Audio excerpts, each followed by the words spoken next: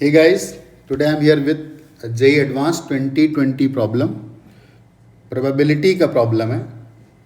पहले क्वेश्चन को समझ लेते हैं क्या है. The probability that a missile hits a target successfully is 0.75. मतलब कोई मिसाइल है जो टारगेट को सक्सेसफुली हिट करती है, इस बात की प्रोबेबिलिटी उसने दी है क्वेश्चन में 0.75. और 0.75 को लिख देते हैं, दैट इज 3/4. क्लियर कट समझ में आ रहा है कि 4 मिसाइल फायर करेंगे तो इसमें 3 के हिट होने की चांसेस हैं. ठीक है ना. तो एक बात और भी हो गया, तो टारगेट हिट हो गया तो नहीं होगा, तो total sum will be 1. Then probability of not hitting the target is 1/4. Okay. आगे बोलता है, in order to destroy the target completely at least 3 successful hits are required. कोई टारगेट है, उसको पूरी तरीके से डिस्ट्रॉय करना है तो 3 मिसाइल का हिट करना ज़रूरी है. मतलब एक हिट करेगी तो डिस्ट्रॉय नहीं होगा, कोई भी हिट नहीं करी तो मतलब ही नहीं. 2 हिट करेंगी तो डिस्ट्रॉय नहीं होगा. हाँ, 3 करेंगे तो डिस्ट्रॉय हो सकता है. Then the minimum number of missiles that have to be fired so that the probability of completely destroying the target is not less than 0.95. तो कहता है कितनी कम से कम मिसाइल फायर की जाए कि डिस्ट्रॉय होने की प्रोबेबिलिटी 0.95 से कम नहीं होनी चाहिए, मतलब 0.95 से ज़्यादा होनी चाहिए. तो मैंने मान लिया n मिसाइल्स फायर की गई. n पूछा है ना कितनी मिसाइल, तो हम लोग मान लेते हैं n मिसाइल्स आर फायर्ड. और हमसे बोल रहा है probability of destroying must be greater than और इक्वल टू 0.95. क्लियर हो गया. हमने n फायर करी, हमें n तो पता नहीं, वेदर इट इज 4, 5, 6, 10, 100, 1000.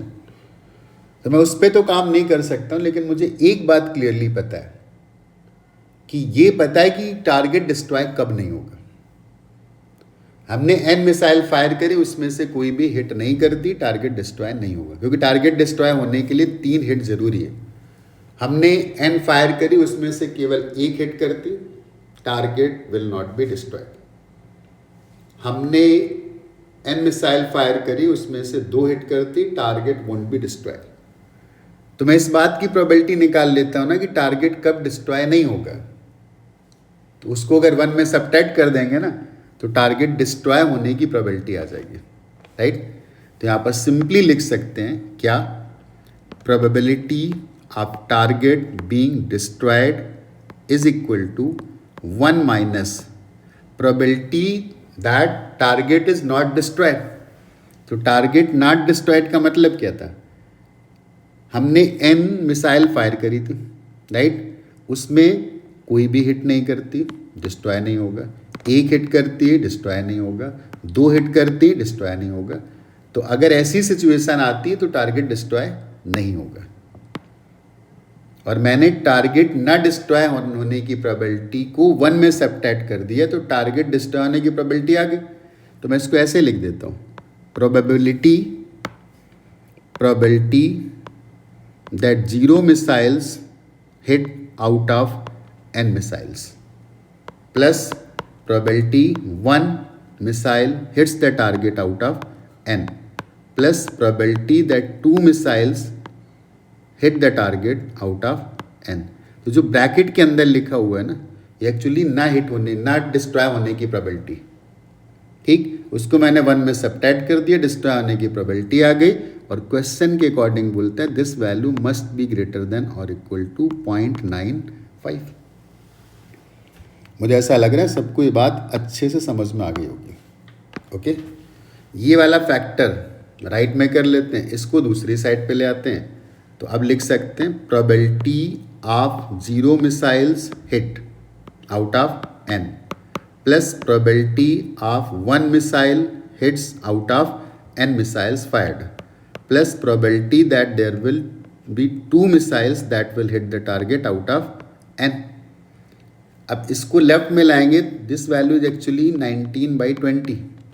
और जब 1 में सब्ट्रैक्ट करेंगे 1/20, तो इस साइड पे बचेगा 1/20। तो अगर ये वाली जो वैल्यू है ना, ये 0.95 से बड़ी थी ना, तो this value must be less than this value 19 तो नहीं आएगा क्योंकि मैंने 1 में सब्ट्रैक्ट कर रखा है उसको। ओके, 1/20। इनइक्वालिटी चेंज होगी, यू मस्ट रिमेंबर। इसको राइट में ले जाएंगे तो लेसर साइड पे गया, इसको लेफ्ट में लाए तो बड़ी साइड पे आ गया, राइट। आगे प्रोसीड करते हैं। हमने n मिसाइल फायर करी, उसने बोलता है एक भी हिट ना करे, तो n मिसाइल में से कोई भी हिट नहीं करती, मतलब मैंने कोई भी चूज नहीं करी, जितनी थी सब की सब अनसक्सेसफुल, मतलब नॉट हिट द टारगेट, और हिट ना करने की प्रोबेबिलिटी थी 1/4। तो इसको लिख दिया, थोड़ा सा क्लियरली लिख देता हूं। n में से कोई भी सेलेक्ट नहीं करना जो कि हिट करे, हिट कर ही नहीं रही, तो ना हिट करने की प्रोबेबिलिटी 1/4, एक की कितनी थी, n थी, पहले का 1/4, दूसरे का 1/4 मल्टीप्लाई पावर n। फिर क्या करना है, एक हिट करे, तो n में से मैंने एक सेलेक्ट कर लिया, उसको हिट करा दिया, और हिट करने की प्रोबेबिलिटी 3/4। रिमेनिंग जो बचे n-1 उन्हें नहीं हिट करना है, ना हिट करने की प्रोबेबिलिटी 1/4। फिर इसमें था 2 हिट कर जाएं, तो n में से कोई 2 चूज करो, पहली चौथी जो भी था, तो चूज करने के तरीके NC2, और 2 को हिट करा दो, और हिट करने की प्रोबेबिलिटी 3/4, और बाकी जो n-2 बचे ना वो unsuccessful, power n-2, and this must be less than और इक्वल टू 1/20। सॉल्व कर लेते हैं इसको। NC0 is 1। एक चीज नोटिस करना, इसमें नीचे 4 टू द पावर n आ रहा है, इसमें भी नीचे 4 टू द पावर n, इसमें भी नीचे 4 टू द पावर n, तो इन सबसे 4 टू द पावर n बाहर निकाल लो, और 4 टू द पावर n को मैं लिख देता हूँ 2 टू द पावर 2n। ठीक है ना, क्लियर हो गया। इसके बाद जो अंदर बच रहा है वो लिख लेते हैं।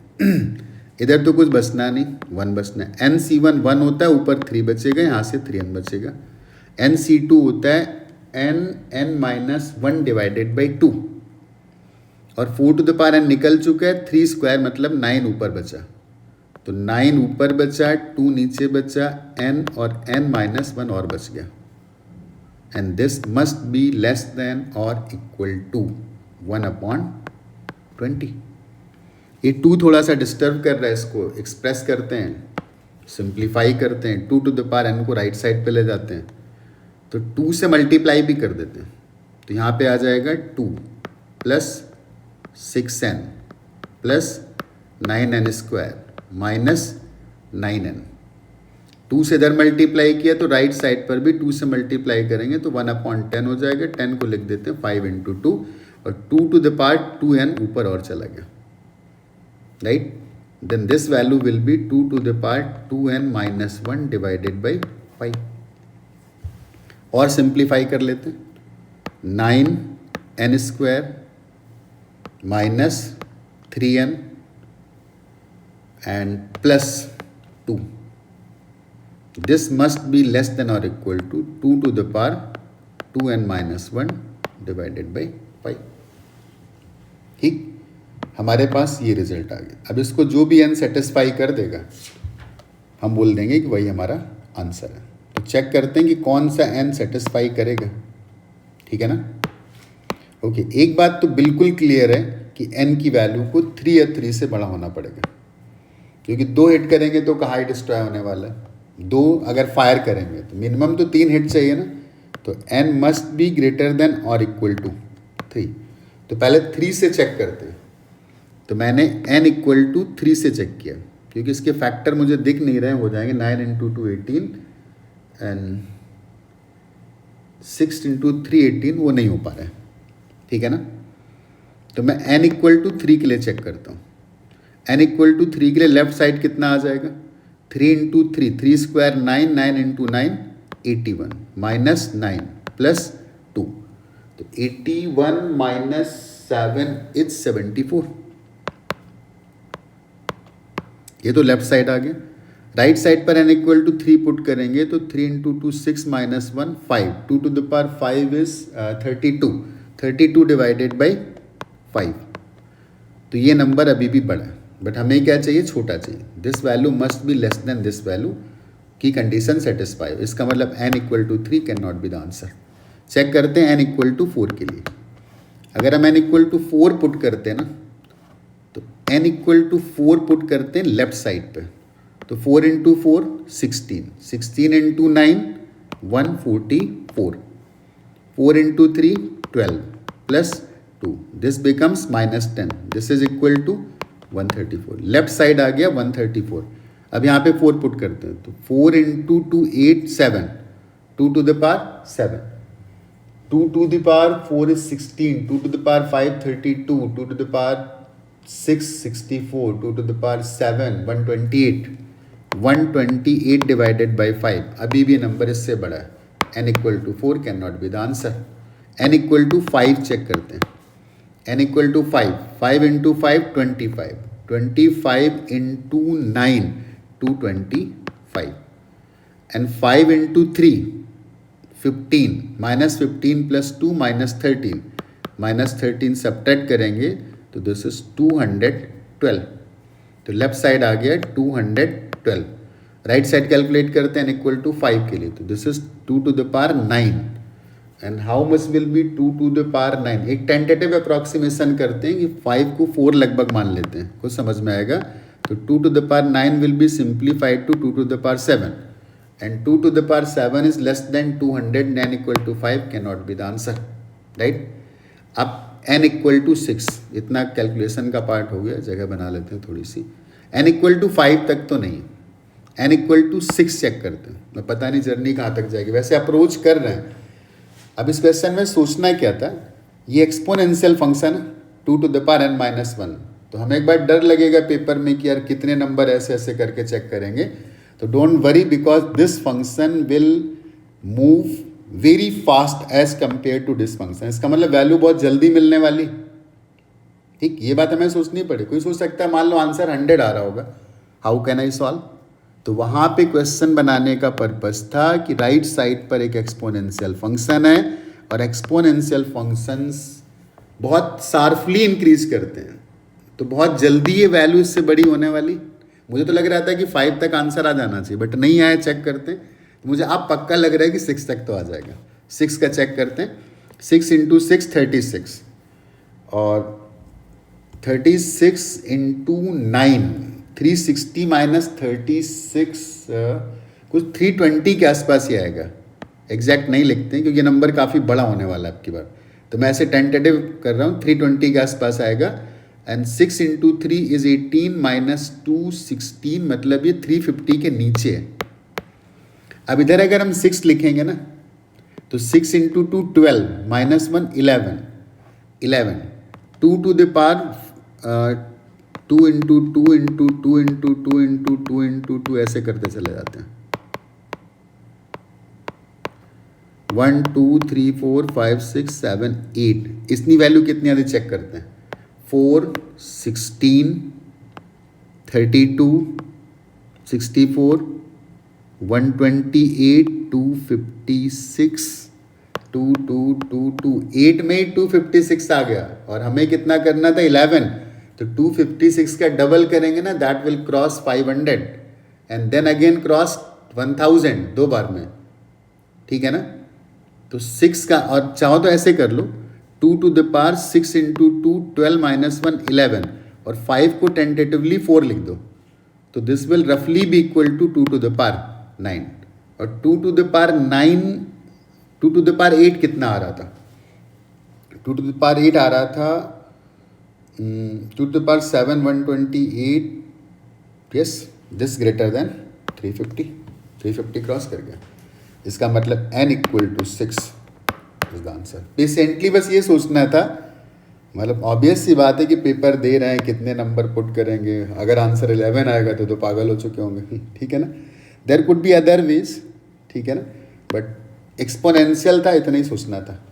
एक्सपोनेंशियल फंक्शन है, बहुत फास्ट इंक्रीज करेगा, नंबर बहुत जल्दी मिलने वाला।